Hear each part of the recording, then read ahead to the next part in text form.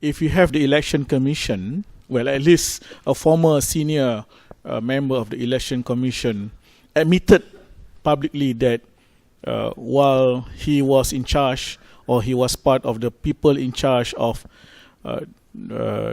delimitation processes in the past, that he was favoring UMNO, then it's very difficult for you to ensure that UMNO is not going to win, at least in the seats that they are standing in. That's the fact of thing. Unless, of course, if PKR or PAS, I don't know about the new Harapan Baru Party, Amanah or whatever they're going to be called, can slowly eat into the Malay heartland and, tell people that we have to stop, we have to put an end to politics of race. But that deserves another forum altogether. Yeah.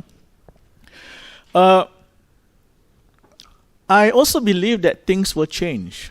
I'm not saying government will change. I'm saying, I agree with that. yeah, things will change. Yeah, because if you look at the way things move, the way people voted in 2008, the way people voted in 2013, the way people are discussing issues or scandals of today, the way civil servants are acting, the way former civil servants are speaking out, the way current civil, how many times do you have civil servant in Malaysia will stand up and say, you have power, I have God?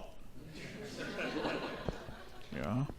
How many times do you have that? And the fact that people are speaking up when they are not supposed to speak up anyway, but they are speaking up. Yeah, return my 2 officers, take me. These are you can cut me into 12 pieces, but I will never defame Dr. Mahathir. Oh, this is not civil servant speaking. It never happened. There must be something brewing down there, and that's why I say things will change. And that is why I keep on talking about the civil service, because I think they have a very important role to play. They have begun to speak up. I think what we need to tell them is, guys, we know there are good people there. Just do your work. The people will back you up. I think that's the message that we must tell the civil servant. Yeah. Now, the other thing is about someone was asking whether members from Pakatan Rakyat are talking to each other. I think it is not only members from Pakatan Rakyat. There are also people from BN, not so many perhaps, who also talk to Pakatan Rakyat MPs on certain issues, on certain things. Well, I don't know because I am not an MP. Okay, we are not going to topple anyone. Well, not in this room. I think there are 2 things here. Number one, in order for us to do real institutional reform, including parliamentary reform, besides we need to do adjustments here and there, but in as far as laws and policies, I think we are not. We do have a good number of laws and policies that are actually implementable, and if only we can implement it well.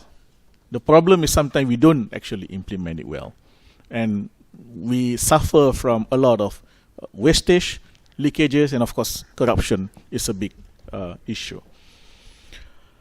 The other thing is, I think there are people, some of which are in this room, who have been beyond MPs and beyond Parliament, who have been talking to people, who have been forming committees, groupings, task force, formal, informal, and whatnot, publishing papers, and I can't think of any topic.